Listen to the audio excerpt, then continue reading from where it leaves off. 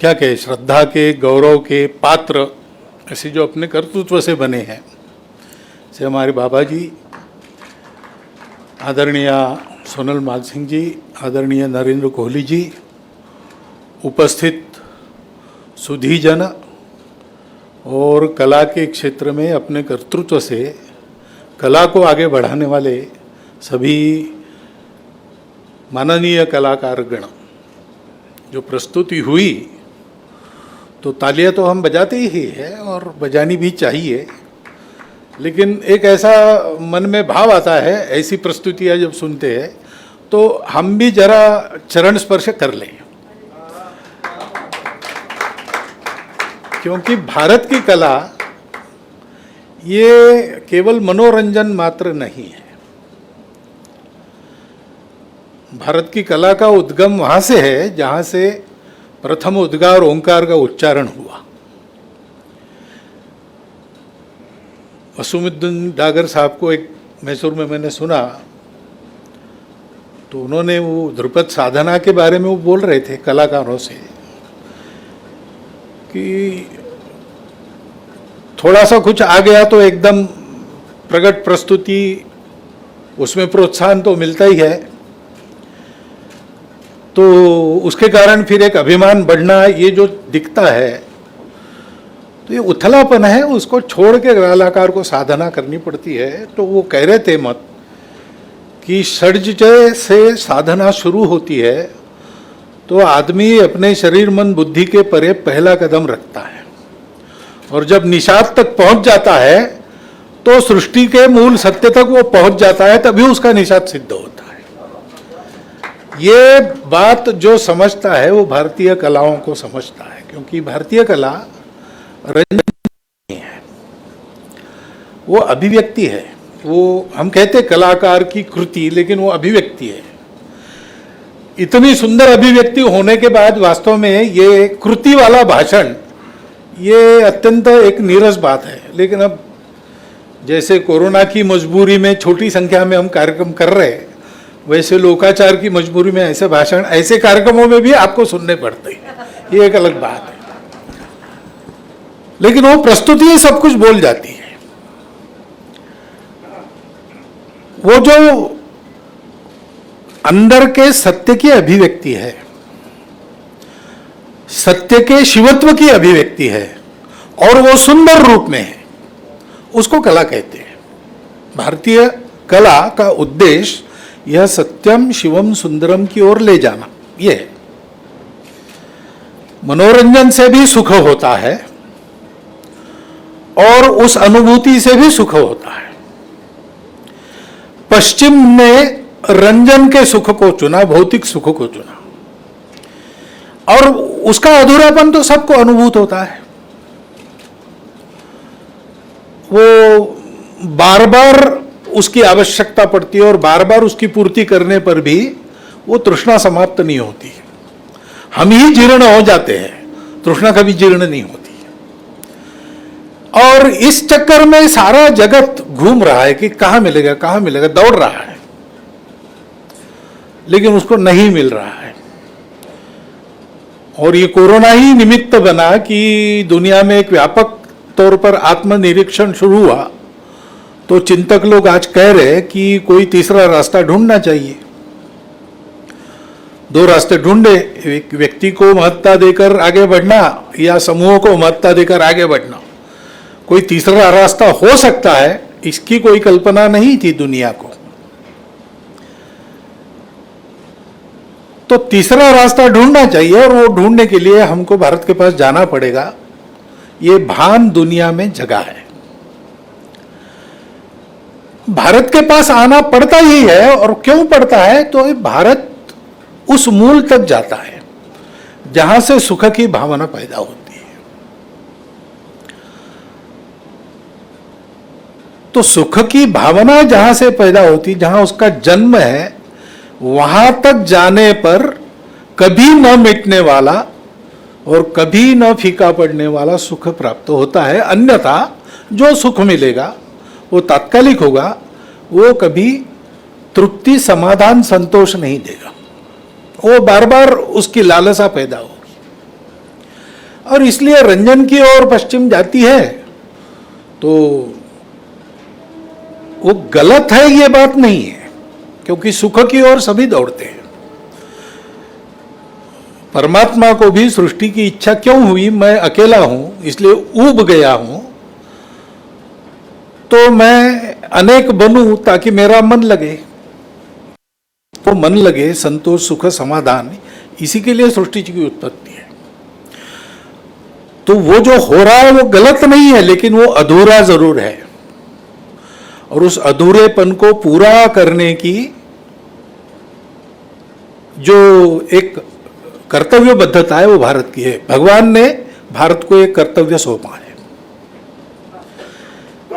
और कला उसी का संस्कार देती है, उसके लिए आवश्यक भाव जीवन में उत्पन्न करती है। तो भारतीय कला की उत्पत्ति में मनुष्य के रंजन से मनुष्य की चित्तवृत्तियां उल्लसित नहीं होती, अनियंत्रित तो बिल्कुल नहीं होती, उनको उल्लास के एक स्तर से शांति की ओर बढ़ाकर मनुष्य एक अपार शांति का अनुभव करता है। आपने अभी अनुभव किया होगा वो जो प्रस्तुति हुई यहां पर, उसके बाद और कुछ होना चाहिए ऐसा हमको किसी को नहीं लगा होगा। होना है, तय है पहले से, इसलिए हम बैठे तो रहे, लेकिन इतना सुंदर सुनने के बाद और कुछ होना करना इसका मन नहीं लगता। ये एक भाव उत्पन्न होता है मन में, और चित्तवृत्तियां सारी सम हो जाती है, शांत हो जाती है, और ऐसा जब होता है और बाहर की चाह नहीं रहती और कुछ ये चाह मिट जाती है, तब आदमी सत्य तक पहुंचता है। और वो सत्य चूंकि वो सबको जोड़ता है, शरीर मन बुद्धि को वही जोड़ता है, मनुष्य को, समूह को, विश्व को, सृष्टि को परमेष्टि से वही जोड़ता है। मनुष्य के अर्थ कामों को, धर्म का अनुशासन देने वाला जो अध्यात्म है मोक्षदायी, उसका मूल उसी में है। वो जोड़ने वाला होने के कारण वो अधूरेपन को दूर करके सुख को वास्तविक सुख की ओर ले जाता है। अब ये सारी दुनिया को देना ये भारतवर्ष की थाती है, इसलिए भारतवर्ष के जीवन में जो कुछ बना है, भारत मूल से जो कुछ उभरा है, हमारे शास्त्र, हमारी तकनीकी, हमारे जीवन के बारे में समझ, हमारा तत्वज्ञान, हमारी कलाएं, सारी बातें इसी की पूर्ति करती है, सारी बातें इसी की पूर्ति करती है। आज भी उत्तम एकादा तकनीकी संस्थान चलाने वाला, उस तकनीकी संस्थान में काम करने वाला कोई टेक्नोलॉजिस्ट भी भारत का है, भारत में काम कर रहा है, तो अपने कार्य का प्रारंभ करते समय या साल में विशिष्ट दिनों में अपने कंप्यूटर की भी पूजा करता है, क्योंकि जो सत्य है उसमें शिवत्व देखना, और सत्य में शिवत्व देखना है तो सत्य को करुणा का, संवेदना का पुट चढ़ाना पड़ता है। ठेठ सत्य तो कठोर है। सत्य का साक्षात्कार करने वाले उस सीढ़ी पर पहुंचते तो वर्णन करते, डर जाते। स्वामी विवेकानंद ने भी, रामकृष्ण परमहंस ने उनके सीने को अपना अंगूठा लगाया पैर का, और वो उस अवस्था में पहुंचे तो डर गए, ये आप मेरा क्या कर रहे हैं, मेरे माँ बाप है, मेरा परिवार है, ऐसा बोलने लगे। ये होता है क्योंकि वो बड़ा कठोर है सत्य। ये सब माया है और वही सत्य है। कितना कितना भयंकर है। हम ये सब जीवन जी रहे हैं, जीवन में इतने सारे क्रियाकलाप कर रहे हैं, आकांक्षा कर रहे हैं, उसको पूर्ति कर रहे हैं, और ये सारा माया है। सामान्य आदमी तो कांप जाता है, लेकिन उसी को इसको ग्रहण करके अपने आप को मुक्त करना है, तो उसके लिए इसको रोचक बना के लाना, उसके जीवन में उतारना, इसके लिए आवश्यक है कि उसको सुंदरता का पुट दिया जाए, और ये ऐसा किया जाए, ये भावना उस संवेदना से आती है। कला उस संवेदना की अभिव्यक्ति है। क्रौंच पक्षी का वध होने के बाद वाल्मीकि जी का जो स्फुरण हुआ वो करुणा में से हुआ। वो करुणा, सत्य, करुणा, ये सारा इस कला के मूल में अपने यहाँ है। और इसलिए उस कला की अभिव्यक्ति उसी ढंग से हो, कला का उपयोग उसी ढंग से हो। इस प्रकार का हमेशा भारतीय कला का उद्यम रहा है। वो उद्यम थमना नहीं चाहिए, वो आगे चलना चाहिए, वो सतत चलना चाहिए, कठिन परिस्थितियों में भी नष्ट नहीं होना चाहिए, चलते रहना चाहिए, अनुकूलता में अपनी पूर्णता की ओर जाकर विश्व को जो सत्य शांति प्रदान करना है, जो भुक्ति और मुक्ति दोनों प्रदान करनी है, उस कला के द्वारा प्रदान होनी चाहिए। ऐसे उस प्रवाह को जीवंत रखना, इसीलिए वो राष्ट्रीय कर्तव्य बन जाता है। और केवल वो कला के लिए कर्तव्य नहीं बनता है, यानी कला के सुरक्षितता के लिए नहीं, तो कलाएं समाज में हैं और वो समाज जीवन को प्रभावित करती है। आप चाहो न चाहो, कला के संस्कार होते हैं। कला में जो आकर्षकता है, जो सुंदरता है, उसके कारण सामान्य व्यक्ति भी, अनपढ़ मनुष्य भी, कला के बारे में बिल्कुल जिसका ज्ञान नहीं है ऐसा व्यक्ति भी कला की ओर आकर्षित होता है। क्योंकि मनुष्य में, अभी वो आया ना, मनुष्य नहीं हो, पुच्छ विषाणहीन पशु है, जिसको संगीत कला ये सब नहीं है। क्योंकि आप देखिए सामान्य मनुष्य भी, एक तो उसमें ताल तो चलता ही है ना, हर मनुष्य में हृदय का ताल चलता है। अपने ताल जो सब है, ताल वाद्यों के, वो उसी से निकले हैं। 1 2 3 4 तालियां बजाओ, फिर उसको निश्चित अंतराल में तोड़ो तो ताल बन जाते हैं सब। वो मनुष्य में विद्यमान है, सदैव बजते रहता है। इसलिए सुर को जब ताल में लाया जाता है तो मात्रा बन जाती है, मेजरेबल होता है, अनुभव करने लायक होता है। और अनुभव करने लायक होने के कारण मनुष्य उसको समझता है, हर मनुष्य समझता है। ऐसा क्यों होता है वो समझता नहीं, वो तालों के भेद नहीं बता सकता, रागों के प्रकार नहीं बना सकता। वो जो अनुभव कर रहा है अपने कंठ से निकाल नहीं सकता होगा, किसी वाद्य पर से बजा नहीं सकता होगा, लेकिन उसकी जो रंजकता है वो उसको जरूर आकर्षित करती है, इसीलिए वो मनुष्य है। और इसलिए कला से हर मनुष्य प्रभावित होता है। तो विश्व को सुख शांति चाहिए तो भारत का राष्ट्रीय प्रयोजन सिद्ध होना चाहिए। और भारत का राष्ट्रीय प्रयोजन सिद्ध होना है तो भारत का राष्ट्रीय समाज उस प्रयोजन के मूल तत्वों से अनुप्राणित होना चाहिए। और उसका सबसे सरल उपाय है कला। सबसे सरल उपाय है कला। भाषण कितना भी अच्छा हो, एक सामान्य कविता के सामने वो नीरस है। और कविता कितने भी प्रसाद युक्त, सुंदरता युक्त हो, स्वरबद्ध काव्य से वो फीकी है। जितने कला के पुट चढ़ते हैं उतना वो और रंजक हो जाता है और मन में उतरता है। भाषण के शब्द जितने बुद्धि तक तो जाते होंगे सुनने वालों की, ज़्यादा लंबा हुआ तो सो भी जाते हैं लोग, लेकिन सुनते हैं तब तक बुद्धि में शब्द जाते हैं। मन में उतरने के लिए हमारा अनुभव है, हम संघ की शाखाएं चलाते हैं तो बात जो हम बौद्धिकों में बताते उससे ज़्यादा गीतों से ग्रहण होती है। ऐसे भी उदाहरण है कि जिला प्रचारक जी प्रवास से आए और कपड़ा धोकर सुखा रहे थे। कार्यालय में एक विद्यार्थी बैठा था, दोपहर खाली था इसलिए वहाँ आकर बैठा था। तो वो कपड़ा सुखाने के लिए रस्सी पर डाल रहे थे, तब एक गीत गुनगुना रहे थे। शब्द हम कई बार सुनते हैं कि हे माता, हम तुम्हारे इतने पुत्र होने के बाद भी तुम्हारी ये दशा क्यों है। ये गीत में वो कह रहे थे। अब वो बहुत अच्छे गायक थे ऐसा मैंने नहीं सुना है, लेकिन उस थोड़ा बहुत स्वर में कह रहे थे। वो गीत पंक्ति सुनकर उसको प्रेरणा हो गई, वो प्रचारक निकल गया। अब नहीं है दुनिया में, लेकिन मरते दम तक प्रचारक रहा। जब बैठक में अनुभव कथन हुआ मैं क्यों प्रचारक निकला, तो उन्होंने ये बताया कि ये अचानक वो कौन गई मेरे मन में, हृदय तक उतर गई और मैं अस्वस्थ हो गया। और फिर मैंने निश्चय कर लिया, उस साल की परीक्षा मेरी हो गई, मैं निकल गया। ये सामर्थ्य है चित्र के रंगों का, संगीत के स्वरों का, ताल का, ये सामर्थ्य है संस्कारों को हृदय तक उतारना। और इसलिए कला जगत में वो होना ही चाहिए। इसलिए आधुनिक समय के संदर्भ में भारत के कला जगत की स्थिति को इस प्रकार राष्ट्रीय प्रयोजन के निर्वाह के लिए, समर्थ समाज की उन्नति के लिए तैयार करना, ये धीरे धीरे करते करते करते संस्कार भारती के सामने साक्षात हुआ संस्कार भारती का प्रयोजन है। और बड़ा आनंद है, उस प्रयोजन के लिए एक साधन हमको मिल गया है। वैसे बताया है राष्ट्रीय अध्यक्ष जी ने भी कि बिना साधन के भी अपना काम चलता था।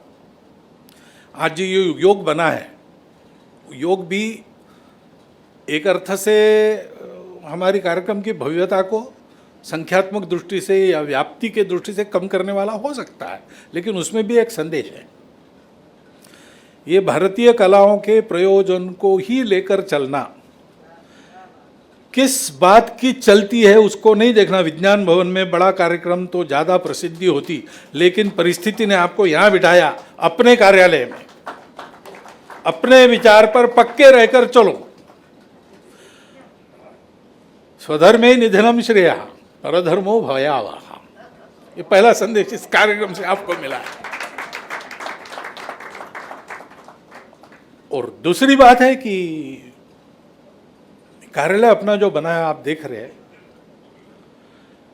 कि ये हमारे कार्य को ध्यान में रखकर ज़्यादा बना है। इसमें केवल 7 लोगों के रहने की व्यवस्था है इतने भव्य भवन में।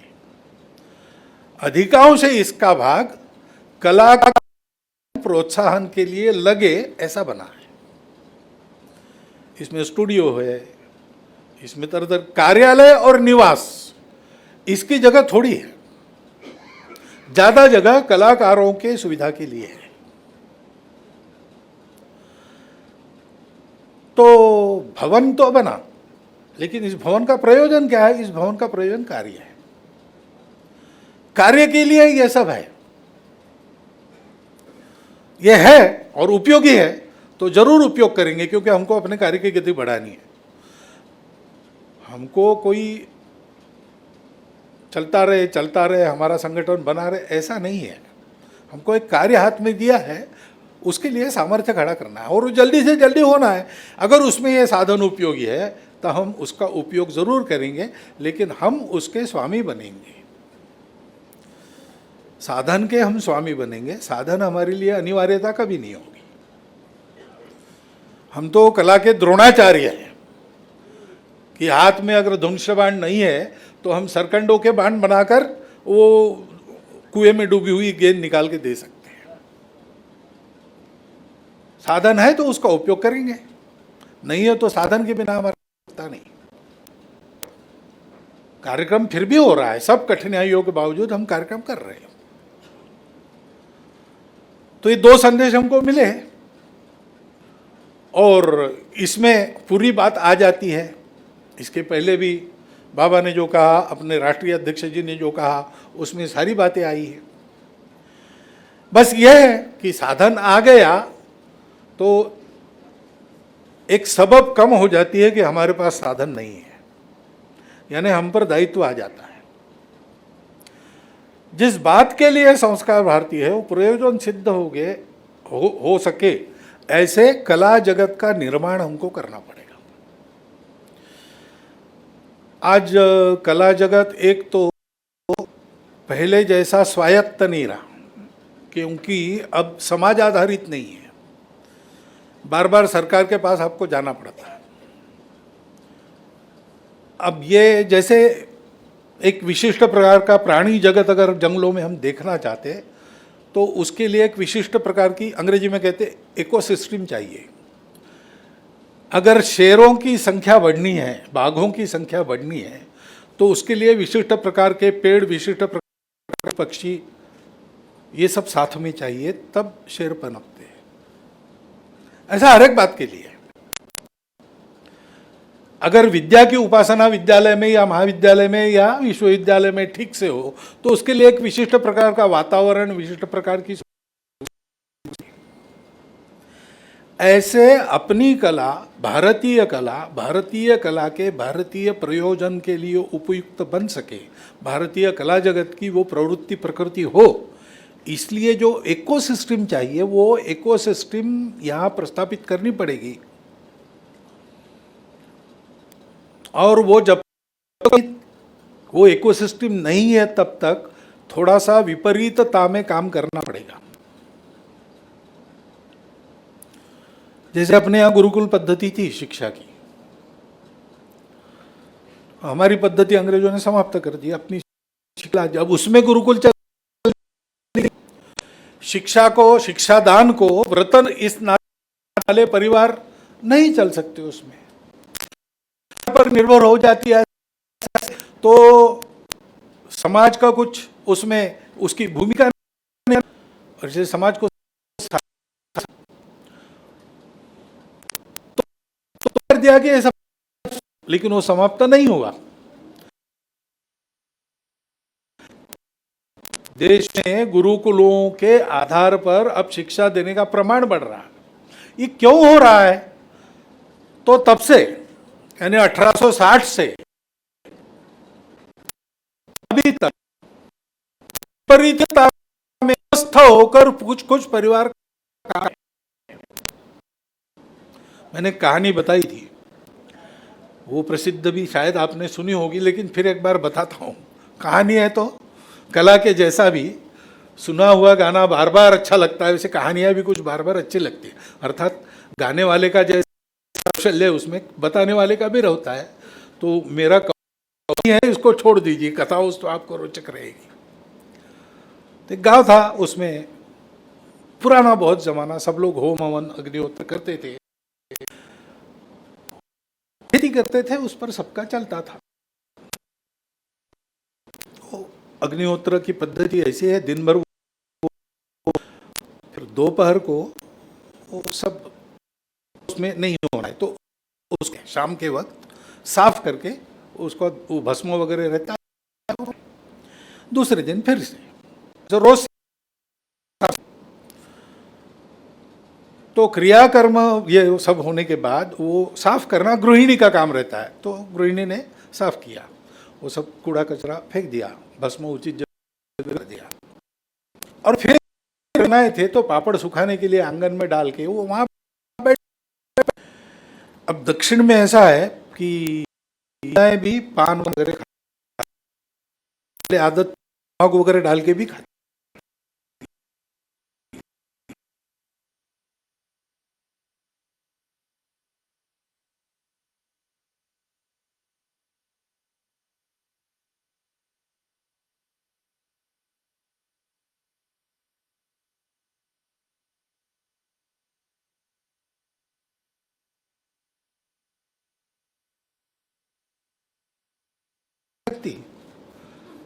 और कुत्ते का डर है, क्योंकि मुंह में पान है और थूकने के लिए आंगन में पड़ा है, उस पर तो थूक नहीं सकती। उसमें उसने थूक दिया, पड़ा है ना, उनकी प्रॉपर्टी वो है, उसका सुरक्षा उनको करनी पाए, प्रायोरिटी वो है। थोड़ा सा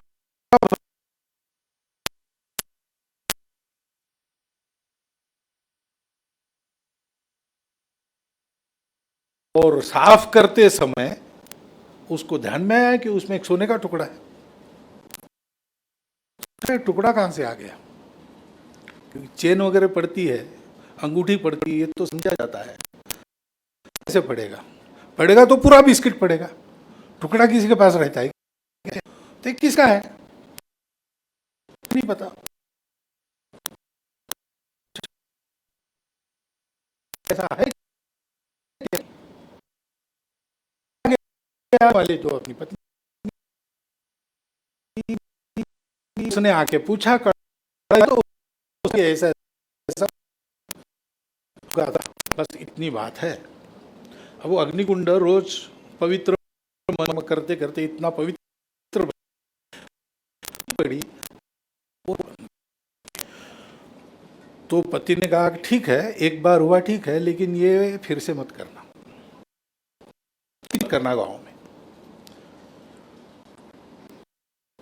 तो टुकड़ा आ गया और सोने का टुकड़ा दे दो, मैं विसर्जित करता हूँ। तो उसने कहा देखिए 30 साल से अपना संसार चल रहा है, गृहस्थी चल रही है, नया कपड़ा भी आपने मेरे लिए लाया नहीं, सोना है तो ये मेरा। उसने रख लिया, उसका कुछ विनियोग किया, उसके कारण 4 पैसे आ गए, तो आंगन में फर्सी वर्सी लग गई। जहाँ मिट्टी में धोती बिछाकर उसको पे पापड़ सुखाने पड़ते थे, वहाँ एक फर्श बन गया। ये सारा हो गया तो गांव में चर्चा चली, इनके पास ही कैसे आया। तो सबका आर्थिक स्तर समान था, तो इनके पास ही कहाँ से आया। सहेली अपन गट पर रोज क्या बताए। 6 महीना उसने शासन किया उन सब बातों को। 6 महीने के बाद बात निकल ही गई मुंह से। तो दूसरे दिन से गांव के सब घरों में रोज अग्निहोत्र से सोने का टुकड़ा निकले। पति को मालूम हुआ तो उसने फिर कहा इसको कि ये तुमने ठीक नहीं किया। उसने कहा मैं क्या करूं, मैं कितने दिन सहन करूं। तो बोले अब गाँव। तो उसने कहा गाँव गाँव क्यों छोड़ेंगे, अरे बना बसाया घर है, उसको क्यों छोड़ेंगे हम। 15-20 दिन के बाद मेरे साथ गाँव छोड़ो, नहीं तो मैं तुमको छोड़ के मैं चला जाता हूँ। अब तो इसको तो कोई पत्नी नहीं करेगी, ना इलाज है। तो अपनी गठरियाँ वगैरह बांधकर दोनों पति पत्नी निकले। दूसरे दिन सुबह तड़के उठ के, और गांव के बाहर एक टीला था, उस टीले पर जाकर जाने के पहले एक बार मुड़ के गांव को जी भर के, इसलिए पीछे मुड़े, देखते हो तो गांव में जगह जगह आग लगी है और मारपीट की आवाज़ आ रही है। तो पत्नी पति को पूछते कि गांव ठीक था, अभी हमने छोड़ो सब ठीक था, ये क्या हो गया अचानक। तो पति ने कहा कि देखो, इसीलिए मैं कह रहा था, हमारा अकेला घर था पवित्रता से रहने वाला। हम जब थे सारी प्रकृति ठीक थी। अब सारा वो अग्निहोत्र में थूक के सोना निकालने के पाप में गांव लग गया है। ऐसी अवस्था में हमने छोड़ दिया।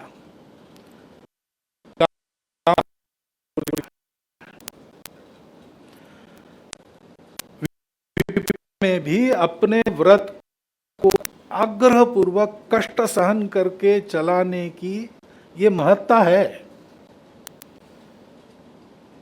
यूनान मिस्र रोमा सब मिट गए, जहां से कुछ बात है कि हस्ती मिटती नहीं हमारी। वो जो कुछ बात है, एक पहलू है, उसमें ही एक सत्यता है। उस सत्य नहीं मिटता, दलभार से सत्य मरता नहीं, सत्य तो रहेगा। सत्यमेव जयते, उसकी विजय निश्चित है। लेकिन दूसरा है कि समय समय पर अनुकूलता के आते ही उस सत्य के एक बड़ा वटवृक्ष सारी दुनिया को छाया देने वाला खड़ा करने का कर्तृत्व जिन व्रतस्थ व्यक्तियों ने बार बार आचरित किया है, उनके बलबूते आज हजारों साल के बाद भी हम होकर यहां विद्यमान है। ये तपस्या कला के क्षेत्र में संस्कार भारती को करनी है। इसका भान साधन की प्रचुरता में भी हमारा कायम रहे, ये आवश्यक है। क्योंकि साधन का ये गुण है, वो कार्य में सुविधा उत्पन्न करता है, लेकिन सुविधा आदत लगाती। सुविधा का भोग करने से अगर आदमी सावधान नहीं रहा तो आदमी सुविधा भोगी बन सकता है। तो जिस काम को मैं चल के जाकर कर सकता था, उस काम को केवल आदत के कारण, आयु के कारण नहीं कह रहा हूं, 98 साल होने के बाद भी मैं ट्रेन से प्रवास कर सकता हूं, क्योंकि सब साधन है बाबा के पास, लेकिन वो उसका उपयोग नहीं करती। जितना आवश्यक है उतना ही उपयोग करते। वो सुविधा उनके पास है, वो सुविधा भोगी नहीं बनते। हमारे पास सुविधा आ गई, उसका कार्य के लिए पूर्ण उपयोग करना है, और उपयोग करने में कोई संकोच नहीं करना है। हम कभी समृद्धि के शत्रु नहीं रहे। हम लक्ष्मी जी की भी पूजा करते हैं, और उसमें सब धान्यम धनम पशुम बहुपुत्र लाभ सब कुछ है, और मन की भी श्रीमंती है। क्षुत पिपासा ममलाम ज्येष्ठाम लक्ष्मी नाशयाम्यम, ऐसा कहा है। न क्रोधो न च मात्सर्यो न मति, ऐसा कहा है। ये भी लक्ष्मी का। तो ये मन की, शरीर की श्रीमंती, उस श्रीमंती के हम उपासक हैं, लेकिन हम उसके स्वामी बनकर रहना जानते हैं। तो ये कार्यालय बना है, इससे कार्य बढ़ना चाहिए। कार्य का आलय निलय ये होना चाहिए, कार्य का लय इसमें नहीं होना चाहिए, दोनों तरफ से तोड़ा जा सकता है। तो ये कार्यालय, इसमें कार्य बढ़ना चाहिए, इसकी चिंता करते हुए साधन है, कार्य निर्भर नहीं है, साधन के लिए कार्य नियोजित है, ऐसा इसका स्वरूप हमेशा रहना चाहिए। ये दायित्व तो अभी हम सब पर आता है और इसलिए प्रत्यक्ष कार्यक्रम बड़ा करने का जो सोचा था, एक तो इस निमित्त संस्कार भारती का ये विचार सबके सामने आना, ये जैसा उद्देश्य रहा होगा, वैसे कम से कम अपने कार्यकर्ता वर्ग के सामने और हितैषियों के सामने एक बार इसका पुनरुच्चार कि ये हमारा व्रत है, इसका पालन हमको करना है, उस पालन में सहायभूत इस कार्यालय को बनाए रखना है। ये केवल कार्यकारिणी की जिम्मेवारी नहीं होती, ये सबकी जिम्मेवारी होती है, हितैषियों सहित जितने कार्यकर्ता है, क्योंकि कार्य हमेशा बनता है, नाम किसी का होता है, एक का होता है या समूह का होता है, लेकिन वास्तविक कार्य तो सबको मिलकर जो होता है उसी से बनता है। दिखता कोई एक समूह है, एक आध पार्टी दिखती है, एक आध संस्था दिखती है, लेकिन आखिर उस संस्था के प्रयास है, लेकिन उस संस्था के प्रयासों को सफल करने वाली सहायता भी जिनसे मिलती है उनके भी प्रयास है, शुभाशयता जो प्रकट करते उनकी भी प्रयास है, और जिनके करने की हानि हो उन्होंने कुछ नहीं किया उस समय, ये उनका योगदान ही है। और विरोधक भी विरोध करके कार्य में तत्पर रखते हैं हमको, ये उनका भी योगदान है। इसलिए हमारे यहाँ ऐसा करते हैं कि हम निमित्त मात्र बनते हैं और भगवान सारा करते हैं, अपना ही कार्य है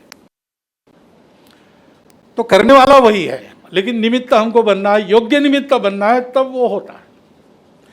और इसलिए वो भगवान कोई ऊपर से कोई ऐसा कृपा का वर्षा वगैरह नहीं करते, वो जनता जनार्दन में से सहायता पहुंचाते हैं। और इसलिए ये साधन अपने लिए साधन बना रहे, हम इसके स्वामी बने रहे। ये वातावरण यहाँ पर बनाए रखना ये प्रत्येक की जिम्मेवारी है, उसका तो ठीक है। आज प्रत्यक्ष तो इतने लोग उपस्थित नहीं रह सके, लेकिन आभासी माध्यम से कई लोग, कम से कम कार्यकर्ता तो सुनते ही होंगे।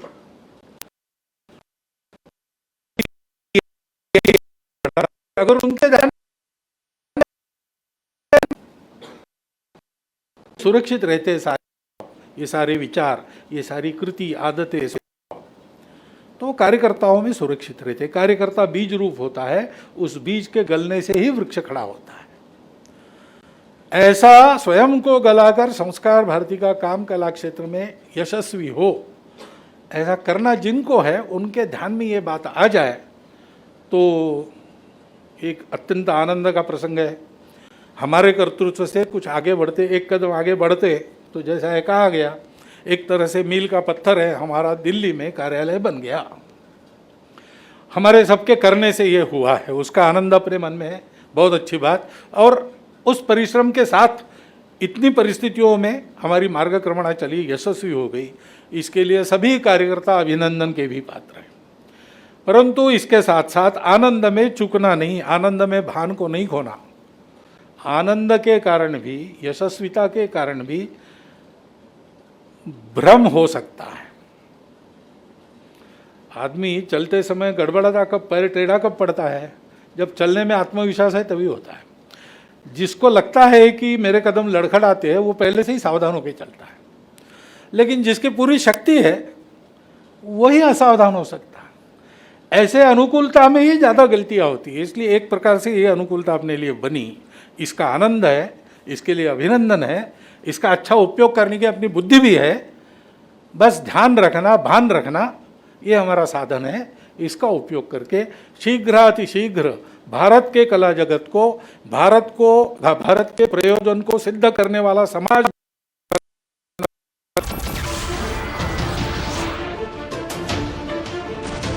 नमस्कार, मैं हूं मानक गुप्ता।